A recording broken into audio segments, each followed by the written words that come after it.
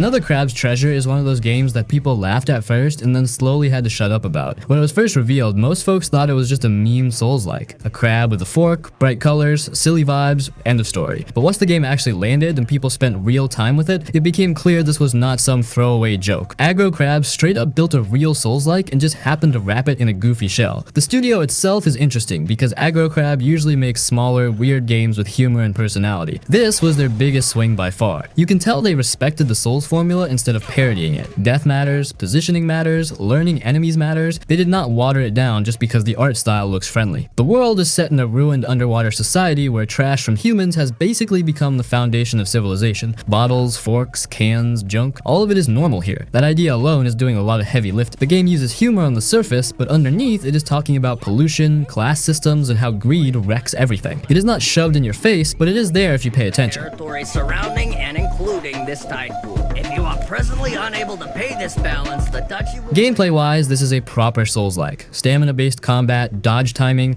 learning attack patterns, checkpoints that punish sloppy play. The biggest twist is the shell system, and this is where the game really becomes its own thing. Instead of just equipping a shield and forgetting about it, your shell is basically your lifeline. Every shell you find has durability and a special effect. Some boost defense, some do damage, some let you block better, and they break a lot. That changes how you play fights. You are constantly thinking about whether to tank hits, back off, or swap shells mid-combat. Losing your shell at the wrong moment can turn a fight into a panic situation fast. It adds tension in a very natural way, not through cheap tricks, but through systems that actually make sense. Enemy design is way better than it has any right to be. You have crabs, fish, worms, sea creatures twisted by trash and corruption, and they all have clear patterns. Bosses especially deserve credit. These fights are not jokes. They are aggressive, layered, and demand focus. Some of them will take you multiple tries, and you can feel the Souls influence hard here. You die, you learn, you come back cleaner.